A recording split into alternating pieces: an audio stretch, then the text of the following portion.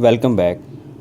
आज की वीडियो में हम जावास्क्रिप्ट के वेरिएबल्स के बारे में बात करेंगे। ख़ास तौर पे हम लेट वार और कॉन्स्ट के साथ डिक्लेयर कैसे करते हैं और इसका हम डिफरेंस क्या है अगर हम एक वेरिएबल को लेट वार और कॉन्स्ट के साथ डिक्लेयर करते हैं, तो उस चीज़ को हम डिटेल में देखेंगे। तो चलिए आइए अपनी वीडियो को स्टार्ट करते हैं।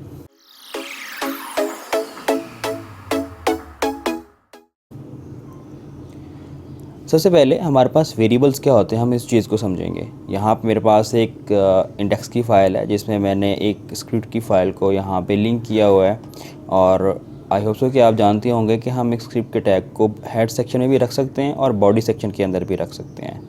तो बॉडी के अंदर रखने का फ़ायदा ये है कि सारा पेज हमारा लोड हो जाएगा और एंड पे हमारी स्क्रिप्ट की फ़ाइल जितनी सारी फंक्शनैलिटीज़ हैं वो बाद में लोड होंगी, तो हमारा पेज लोड होने में टाइम नहीं लगेगा।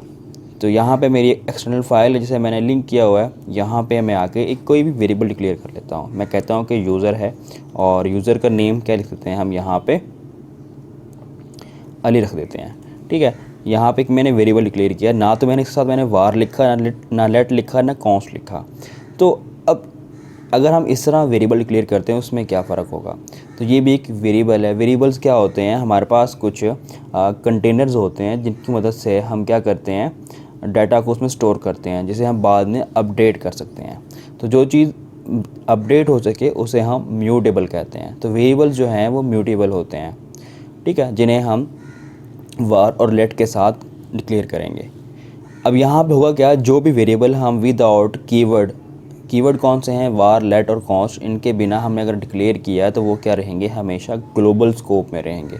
चाहे हमने उन्हें किसी फंक्शन में या कहीं बाहर डिक्लेयर किया है तो वो सारे के सारे क्या हैं, ग्लोबल स्कोप में रहेंगे हमारे। ओके, अब नेक्स्ट क्या है कि हमने एक वेरिएबल है हमारे पास, कोई भी वेरिएबल, लेट्स सपोज कि हमने वार है, वार के साथ हम एक वेरिएबल डिक्लेयर करते हैं। हम अगेन लिखते हैं वार यूज़र नेम, और मैं यहाँ पे कह देता हूँ ये क्या है, अली है। ठीक है, तो मैंने यहाँ पे एक वेरिएबल डिक्लेयर किया और जिसके साथ मैंने एक वार का कीवर्ड यूज़ किया है। तो यहाँ पे मैंने एक वैल्यू से असाइन कर दिया है। तो होगा क्या, जो हमारे पास वार होता है ये इसके दो स्कोप होंगे, ये ग्लोबल स्कोप भी होगा और ब्लॉक स्कोप, जिसे हम फंक्शनल स्कोप भी बोलते हैं। ठीक है, अब फंक्शनल स्कोप कैसे होगा और ग्लोबल स्कोप कैसे होगा उसको हम अभी यहाँ पे देख लेते हैं। लेट्स सपोज कि हमारे पास यहाँ पे एक फ़ंक्शन है और फंक्शन में मैं कहता हूँ कि यूज़र डाटा के नाम से मैंने एक फ़ंक्शन बना लिया और यहाँ पे मैंने एक वेरिएबल डिक्लेयर किया वार यूज़र, और इक्वल क्या है, यहाँ पे हम कह देते हैं ये है।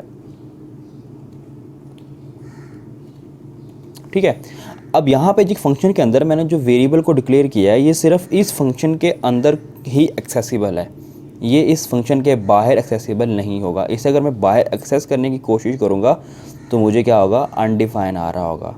ठीक है, तो ये क्या है, हमारा एक ब्लॉक स्कोप वेरिएबल है। और एक हमने बाहर स्क्रिप्ट में जो वेरिएबल को डिक्लेयर किया वो क्या है, पूरी की पूरी इस स्क्रिप्ट में कहीं भी उसे हम एक्सेस कर सकते हैं, तो ये ग्लोबल स्कोप में है। तो ये दोनों का डिफरेंस है, इसे हम ब्लॉक स्कोप या लोकल स्कोप भी बोलते हैं। ठीक है, और एक हमने जो स्क्रिप्ट की फ़ाइल में बाहर डिक्लेयर किया उसे हम ग्लोबल स्कोप बोलते हैं, कि पूरी की पूरी कहीं भी वो एक्सेसिबल होगा।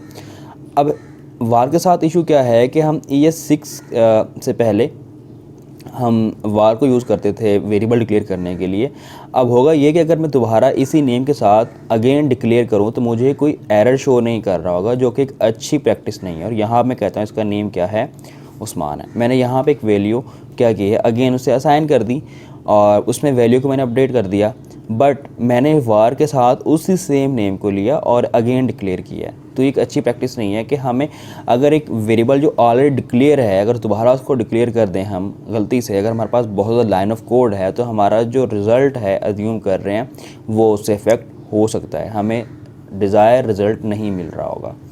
अब आते हैं हम लेट की तरफ। लेट सपोज मैंने एक वेरिएबल को लेट के साथ डिक्लेयर किया है। मैं कहता हूँ कि एज ऑफ यूज़र जो है वो हम कह देते हैं, यहाँ हमारे पास क्या है, 40 है। ओके, तो यहाँ पे हमने एक वेरिएबल को लेट के साथ यहाँ पे डिक्लेयर किया है। अगर मैं दोबारा क्या लिखूँ, लेट लिखूँ और एज ऑफ यूज़र लिखूँ तो मुझे क्या कह रहा है, वो एरर दे रहा है।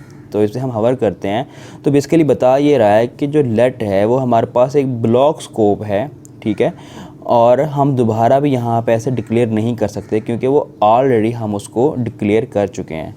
तो मीन्स कि इसकी वैल्यू को मैं अपडेट तो कर सकता हूँ, ये म्यूटेबल तो है बट मैं इसे रीडिक्लेयर नहीं कर सकता। अगर हमने कोई वेरिएबल अगर लेट के साथ डिक्लेयर किया है उसको अगेन हम अपडेट तो कर सकते हैं, उसकी वैल्यू को चेंज कर सकते हैं क्योंकि वो म्यूटेबल है, बट उसी नेम के साथ दोबारा कभी भी हम उस स्क्रिप्ट के अंदर दोबारा डिक्लेयर नहीं कर सकते। अगर डिक्लेयर करेंगे चाहे हम एक फ़र्स्ट लाइन पे और एक 10,000 लाइन के बाद है तो हमें क्या करेगा, वो एक एरर थ्रो कर देगा वहीं पे कि ये नेम ऑलरेडी डिक्लेयर है।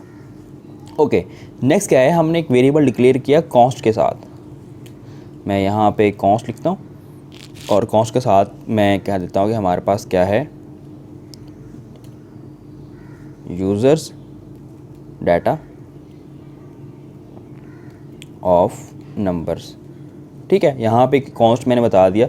अब कॉन्स्ट कब यूज़ करते हैं, कोई ऐसी वैल्यू जो हमारी थ्रू आउट चेंज ना करनी हो। मैं कहता हूँ कितने हमारे पास यूज़र हैं, वो 100 ही रहेंगे या 1000 यूज़र रहेंगे, तो मैंने यहाँ पे 100 यूज़र क्लियर कर दिया। अब मैंने इसको कॉन्स्ट के साथ क्लियर किया। जिस वेरिएबल को हम कॉन्स्ट के साथ डिक्लेयर करेंगे वो कभी भी क्या होगा, दोबारा चेंज नहीं होगा। लेट्स सपोज अगर मैं यहाँ पर क्या करता हूँ, इस वैल्यू को चेंज करने की कोशिश करता हूँ, मैं दोबारा से यहाँ से एक वैल्यू असाइन करता हूँ, फ़िलहाल हमें ये एरर नहीं दिखाएगा, ये हमें एरर रन टाइम पे दिखा रहा होगा। अब मैंने क्या किया, यहाँ पे एक कॉन्स्ट के साथ वेरिएबल को डिक्लेयर किया और इसे एक नई वैल्यू असाइन कर दी कॉन्स्ट को। अगर मैं इस फाइल को रन करता हूँ, अपने यहाँ पे आऊँ और यहाँ अपने स्क्रिप्ट को रन करूँ तो मुझे एक एरर थ्रो कर रहा है। वो एरर क्या कह रहा है कि यहाँ पे हम जो असाइन कर रहे हैं लाइन नंबर के ऊपर, वो कह रहा है कि यूज़र डाटा, यहाँ पे एक एरर है assign to a constant variable. तो हम एक कांस्टेंट वेरिएबल को डाटा दोबारा से असाइन करने की कोशिश कर रहे हैं, तो रन टाइम पे हमारा ये एरर दिखा रहा होगा। ठीक है, जब ये वैल्यूज़ को कंपाइल करेगा तो यहाँ पे हमें कुछ चीज़ों का डिफरेंस पता चलता है कि वार हमें क्या है, इसके कुछ इश्यूज़ हैं कि हम उसे दोबारा रीडिक्लेयर भी कर सकते हैं और जिससे हमारा क्या है कि हमारे रिजल्ट्स इफ़ेक्ट हो सकते हैं। लेट एक बेटर अप्रोच होगी। लेट के साथ क्या है कि हम उस वेरिएबल को दोबारा डिक्लेयर नहीं कर सकते और कॉन्स्ट हम उन वैल्यूज़ के लिए यूज़ करते हैं जिनकी वैल्यूज़ को हमने क्या करना हो, आगे जाके चेंज ना करना हो। बट इसमें एक अच्छी प्रैक्टिस ये भी है कि हमारे सारे के सारे वेरिएबल क्या हों, लोकल स्कोप मीन्स के ब्लॉक स्कोप में हो। हम ग्लोबल स्कोप में सिर्फ उन्हीं वेरिएबल्स को लेकर जाएं जिनकी ज़रूरत हो। हर एक वेरिएबल को हम ग्लोबल स्कोप में डिक्लेयर ना करें। तो इससे होगा क्या, लेट्स सपोज अगर गलती से हमारा कोई वेरिएबल नेम दोबारा डिक्लेयर हो जाए तो उसका इशू नहीं होगा क्योंकि हमारा हर वेरिएबल हमने अपने ब्लॉक स्कोप में रखा है। आई होप सो कि आपको ये वीडियो पसंद आई होगी। तो नेक्स्ट वीडियो में हम क्या करेंगे, डाटा टाइप से बात करेंगे कि हमारे पास जावास्क्रिप्ट की डाटा टाइप हैं कौन कौन सी, और उनको हम एग्जांपल के साथ समझेंगे।